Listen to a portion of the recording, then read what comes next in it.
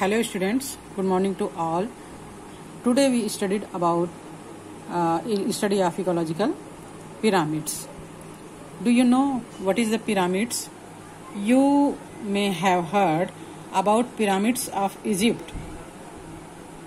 आपने इजिप्ट के पिरामिड के बारे में पढ़ा होगा. Pyramids are geometrical structure the basis of which are broad and shape gradually tapped to the top being nearly a point at the top. Usually we find pyramids with a square base with 4 triangle faces. Okay? Pyramid आपने Egypt के pyramid के बारे में सुना होगा, कई पिक्चरों में आपने देखा भी होगा, मूवीज वगैरह में, है ना. तो इसका बेस कैसा होता है, इसका आधार कैसा होता है, चौड़ा होता है. इसका टॉप कैसा होता है, नुकीला होता है. ये 4 साइड से घिरा हुआ रहता है. फर्स्ट, सेकंड, इसके पीछे थर्ड एंड इसके पीछे फोर्थ साइड से घिरा होता है. नीचे का ब्रॉड और फिर ये ट्रैप्ड होता है और पॉइंट पे एक जो है वो नुकीले के रूप में होता है. So Charles Elton on environmentalist work wrote in the book Animal Ecology in the year 1927 for the first time about ecological pyramids. Charles Elton ने, जो कि एक पर्यावरण के संबंध में ये स्टडी करते थे, एक वैज्ञानिक थे, इन्होंने अपना बुक 1927 में लिखा एनिमल इकोलॉजी. उसमें उन्होंने सबसे पहले पिरामिड के बारे में जिक्र किया कि ही discussed about ecological pyramids of numbers स्टेटिंग that in any area organisms that are present at the end of a food chain are those that produce least number of offsprings babies in a year. उन्होंने कहा कि pyramid के tip में, यहाँ हम जैसे देख रहे हैं, पिरामिड के टिप में वे एनिमल्स होते हैं, वे कंज्यूमर होते हैं जो एक साल में कम से कम बेबी, है ना, मतलब अपने जीवन काल में, अपने लाइफ टाइम में, लाइफ स्पेन में कम से कम बेबी या ऑफस्प्रिंग को पैदा करते हैं. और ये कंज्यूमर्स जो है वो दूसरे कंज्यूमर्स को खाते हैं.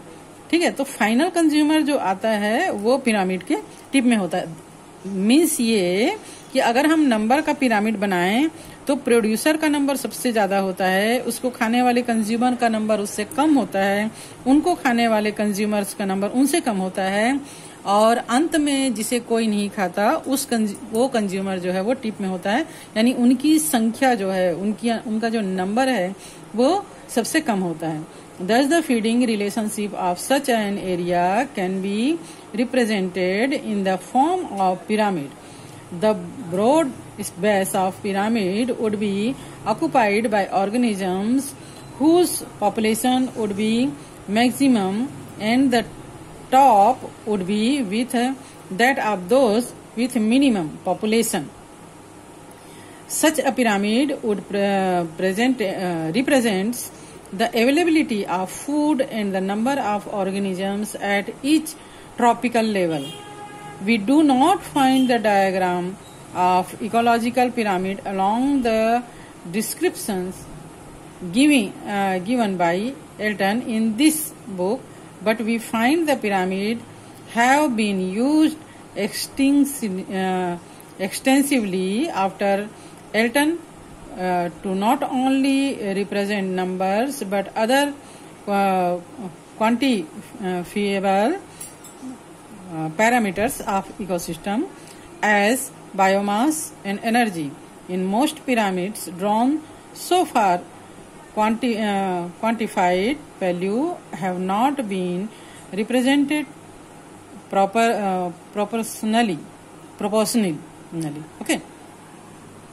तो यहाँ पर एल्टन ने ये बताया कि जो प्रोड्यूसर होते हैं उनकी संख्या सबसे कम होती, मतलब इसको हम पिरामिड में शो करें, किसी भी एक लैंड का, किसी भी एक फील्ड का फूड चेन को अगर हम नंबर के बेस पर शो करें तो सबसे ज्यादा संख्या नंबर किसका होगा, प्रोड्यूसर का, वो सबसे नीचे होगा, यानी ये वो आधार हो गया. उसको खाने वाले कंज्यूमर यानी उपभोक्ता उससे संख्या में कम होंगे, वो सेकंड नंबर पर हमने लिया है. तो तो इनकी संख्या इससे कम हो गई। ये क्या हो गया, ये जो है वो सकरा हो गया। ठीक है, इसको खाने वाले कंज्यूमर जो है उससे संख्या में कम होंगे। और लास्ट में जो सबसे हाईएस्ट कंज्यूमर है वह होगा जिसकी संख्या सबसे कम होती। इस प्रकार इसका हम संख्या के आधार पर पिरामिड बनाए, लिखें उसको, तो मान लीजिए ये 1000 है, 10,000 है, ये 1000 है, ये 100 है एंड ये 1 है। ठीक है, तो यहाँ पर इसका जो पिरामिड है वो कैसा बना, पिरामिड की शेप में बना, इसका जो स्ट्रक्चर है। ठीक है, और न केवल हम नंबर, किसी भी इकोसिस्टम के नंबर के आधार पर पिरामिड बना सकते हैं, बल्कि हम उनके क्या कहना चाहिए, बायोमास के आधार पर और एनर्जी के आधार पर भी हम जो है वो पिरामिड्स शो कर सकते हैं। The organisms of the food chain of the rice form can be represent in the form of pyramid as under. यहाँ पर एक धान के खेत का, लैंड के फील्ड का है ना, पिरामिड बताया गया है, जिसमें सबसे नीचे प्रोड्यूसर सबसे ज्यादा है। इनकी संख्या जो है वो 1,50,000, 1,50,000। ठीक है, ये ट्रॉपिकल लेवल पे भी हम इसको पिरामिड को बना सकते हैं। तो फर्स्ट ट्रॉपिकल लेवल पर 1,50,000 जो है वो फर्स्ट ट्रॉपिकल लेवल पर प्रोड्यूसर के रूप में है। सेकंड ट्रॉपिकल लेवल पर 20,000 अप्रोक्सीमेटली, 2 लाख, ये जो है 1 करोड़ 50 लाख है ना, और ये जो है वो 2 लाख सेकंड ट्रॉपिकल लेवल पर, और 90,000 जो है वो थर्ड ट्रॉपिकल लेवल पर, और लास्ट ट्रॉपिकल लेवल पर 10। ठीक है, ये जो है वो नंबर का पिरामिड, ये धान के खेत का एक सिंपली बनाया गया है। ठीक है, ये जो है ना, ये संख्या के आधार पर इसका जो पिरामिड है, इस प्रकार शेप जो है कैसा हो जा रहा है, ट्रायंगल हो जा रहा है। बेस इसका जो है वो ब्रॉड है और इसका जो टिप है वो पॉइंटेड है। ठीक है,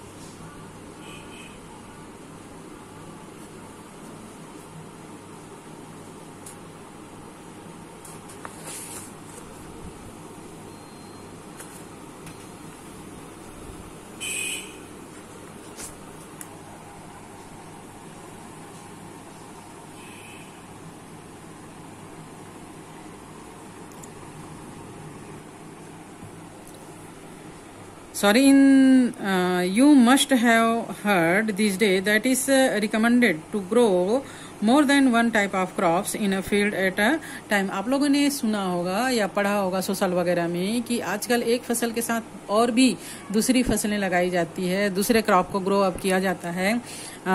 मिक्स इसको क्या कहते हैं, एग्रीकल्चर फील्ड कहलाता है ये, तो मिक्स खेती करने का है ना, एग्रीकल्चर फील्ड। ठीक है, तो यहाँ पर क्या किया जाता है कि एक क्रॉप के साथ दूसरे क्रॉप को भी ग्रो अप किया जाता है, जिसका हार्वेस्टिंग का टाइम जो है वो अलग अलग होता है, जिससे वहाँ का इकोसिस्टम बना हुआ रहता है। वहाँ जो कंज्यूमर्स होते हैं, प्रोड्यूसर के रहने से कंज्यूमर जो है वो बने रहते हैं और वहाँ का इकोसिस्टम जो है वो बना हुआ रहता है। फॉर एग्जांपल के लिए राइस के साथ कुछ पल्सेस लगा दिया जाता है, कुछ झाड़ियाँ, कुछ पेड़ लगा दिए जाते हैं, है ना, कुछ हर्ब्स, कुछ ट्रीज वगैरह वहाँ पर ग्रो अप किया जाता है, जिससे हमारे क्रॉप को भी बेनिफिट मिलता है और वहाँ का इकोसिस्टम भी हमेशा बना रहता है। इसके साथ ही साथ आजकल जो है वो it is also recommended to grow trees in farm area as particular intervals and also practise fish culture in the water that accumulates in the field. जैसे हमने देखा है कि धान के खेत में, राइस फील्ड में हमेशा पानी भरा रहता है, तो इसके साथ हम जलीय जीव का उसमें फार्मिंग भी कर सकते हैं। जैसे फिश का फार्मिंग जो है वो राइस फील्ड में किया जा सकता है, धान के खेत में किया जा सकता है। This has several benefits like conserving biodiversity, restoring soil nutrients, biologically controlling crop pest etc। ये हमारे फसल के लिए, हमारे क्रॉप के लिए बहुत से, है ना, बहुत ही बेनिफिशियल होता है।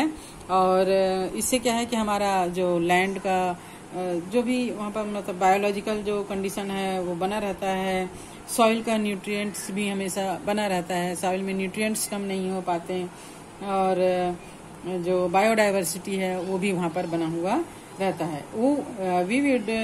We would need to study some other types of pyramids of numbers to understand this effect. हम कुछ दूसरे और एग्जाम्पल अगर हम पिरामिड के लिए पढ़ें तो यहाँ पर हम देख रहे हैं एक संख्या के पिरामिड में जली पिरामिड, तालाब का पिरामिड है ये, है ना। फिगर 6 में pyramid of numbers forest per hectare, और इसके पहले हमने पढ़ा था ये फॉरेस्ट पर हेक्टेयर का, एंड ट्रीज के बारे में पढ़ा, tree and pond per hectare, ये पॉन्ड है जो है ना पर हेक्टेयर में, इसमें इसका पिरामिड हम देखते हैं। The ecological pyramids of number of a forest and that of a forest and that of a tree shows us that even if there are less organisms at the first tropic level, there are several at the next. यहाँ पर हम forest का tropical level में देख रहे हैं कि जो फर्स्ट लेवल में है उसमें प्रोड्यूसर ज्यादा है। यहाँ पर हम एक तालाब का, एक पॉन्ड का देख रहे हैं, वहाँ भी फर्स्ट ट्रॉपिकल लेवल में जो प्रोड्यूसर है वो उनकी संख्या जो है वो ज्यादा है। बट अगर हम एक ट्री का ट्रॉपिकल लेवल देखें, जैसे कि फॉर एग्जांपल के लिए आपके जो स्कूल में बरगद का पेड़ है उसकी संख्या को अगर हम देखें तो पेड़ जो है वो एक है, संख्या एक है, लेकिन उस पर जो सेकंड ट्रॉपिकल लेवल में कंज्यूमर है उनकी संख्या ज्यादा है, फिर उसको खाने वाले की संख्या उससे थोड़ी कम, और अंत में उससे कम है। तो इस प्रकार पिरामिड जो है वो कैसा बनेगा इसका, यहाँ पर इसकी संख्या एक, बरगद का, फिर कंज्यूमर ज्यादा, फिर कम, इस प्रकार का पिरामिड बनेगा। ठीक है। अब यहाँ पर हम एक पॉन्ड का पिरामिड को देखें तो यहाँ पर इसका फर्स्ट ट्रॉपिकल लेवल में ज्यादा, सेकंड में उससे कम है ना। यहाँ पर एक फॉरेस्ट का ट्रॉपिकल लेवल देखते हैं हम, तो इसमें भी संख्या ज्यादा, फिर कम, ये भी सीधा पिरामिड बन रहा है। The ecological pyramid of number of a forest and that of a tree shows as that even if there are less organisms at the first tropical level.